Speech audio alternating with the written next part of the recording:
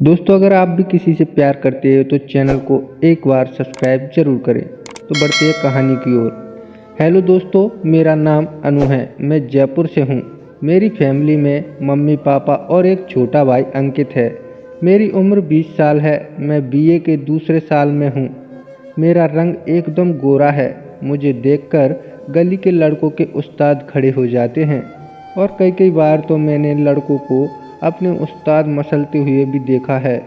मेरे पापा एक बिजनेसमैन हैं और वह अपने काम के चलते ज़्यादातर बाहर ही रहते हैं।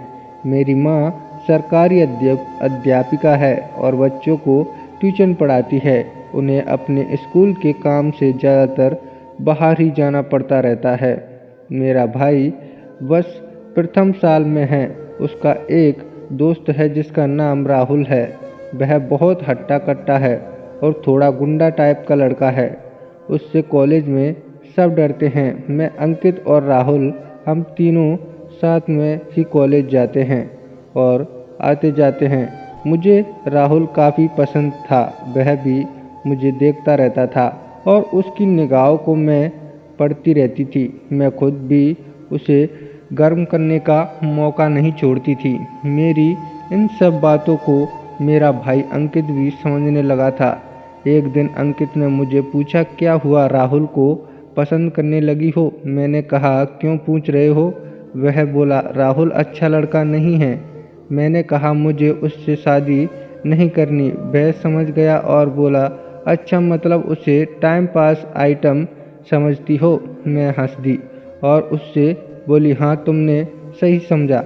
मेरे भाई ने कहा, मगर वह तुम्हें गलत नज़रिए से देखता है। मैंने कहा, तो क्या हुआ, मैं कोई गिस थोड़ी न जाऊंगी। उसने मुझसे कहा, ठीक है, जैसा तुम ठीक समझो। अब मेरा भाई भी इस बात को समझ चुका था कि मैं राहुल के साथ सिर्फ मैच खेलना चाहती हूँ।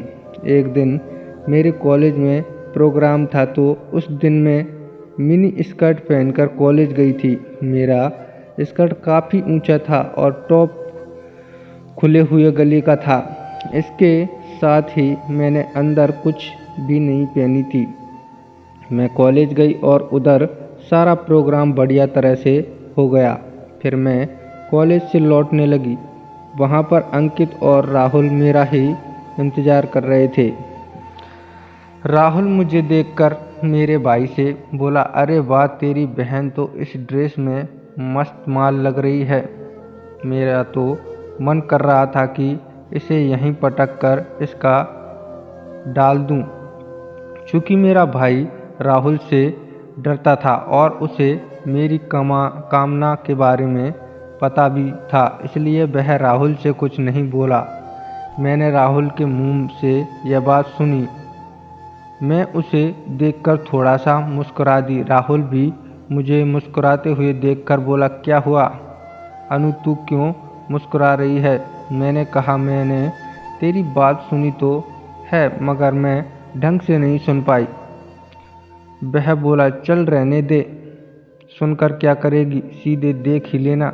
मैंने ड्रामा करते हुए पूछा कि क्या दिखाएगा? वह आंख दबाकर बोला, परफॉर्मेंस। मैंने कहा, तेरी कौन सी परफॉर्मेंस होनी बाकी है? वह बोला, 61-62 वाली परफॉर्मेंस। में समझ तो गई थी कि साला मुझे कौन सी परफॉर्मेंस दिखाने की बात कह रहा है, मगर मैं बनती हुई बोली, यह कौन सी परफॉर्मेंस है? मेरा भाई भी समझ गया था। वह बात ख़त्म करने के लिए बोला, चलो यार, घर चलते हैं, यह सब बातें बाद में कम कर लेना।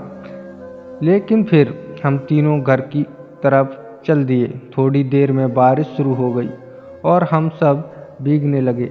हमने सोचा कि चलो आज बारिश में भीगते हुए ही घर चलते हैं। मैंने तो आज अंदर कुछ भी नहीं पहना था, तो बारिश की वजह से मेरे खरबूजे साफ साफ दिखने लगे थे। मुझे आज राहुल के साथ मैच खेलने का मन करने लगा था। मेरी मम्मी आज घर पर नहीं थी। वह अपने स्कूल के काम से शहर बाहर गई हुई थी और मेरा भाई मेरे लिए कोई समस्या नहीं था। राहुल मेरे खरबूजों को घूर रहा था और मैं भी उसे दिखा रही थी।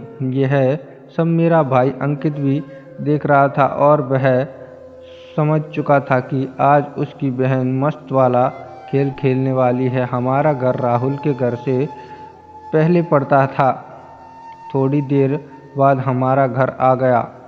राहुल ने कहा कि मैं भी यहीं रुक जाता हूँ, थोड़ी देर बाद घर चला जाऊँगा, बारिश बहुत तेज़ हो रही है। यह बात कहकर राहुल भी हमारे घर पर रुक गया। तभी मैंने देखा कि जो कपड़े मैंने आज सुबह धोकर सुखाए थे वह सब भीग गए थे और मैं जो कपड़े पहनी हुई थी वह भी पूरी भीग चुके थे। मैंने अपने ऊपर एक तौलिया लपेट ली। अंकित को छींक आने लगी। जब मैंने उसके सिर पर हाथ लगाकर देखा तो उसका सिर काफ़ी गर्म लग रहा था। भीगने के कारण उसे बुखार आ गया था। मैंने सबके लिए चाय बनाई और उसके लिए बुखार की गोली लाई और उसे दे दी। गोली और चाय लेकर वह अपने कमरे में जाकर सो गया और मैं और राहुल हॉल में बैठकर टीवी देखने लगे। मैं जानबूझकर राहुल से चिपक कर बैठ गई, जिससे राहुल का उस्ताद उठकर खड़ा हो जाए। मुझे नमस्कार कर रहा था।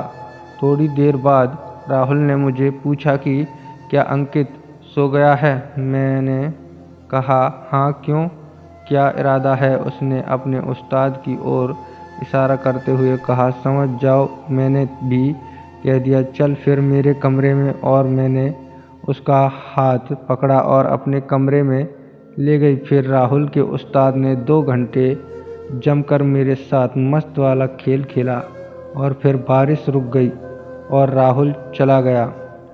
इसके बाद जब भी मौका मिलता तब मैं राहुल के साथ मस्त वाला खेल खेल लेती। अगर आपको वीडियो कहानी पसंद आई हो तो वीडियो को लाइक और हमारे चैनल को टेडी स्टोरी को सब्सक्राइब ज़रूर करें। यह वीडियो सिर्फ और सिर्फ मनोरंजन के उद्देश्य से बनाई गई है। किसी की भावनाओं को आहत करना हमारा उद्देश्य नहीं है। धन्यवाद।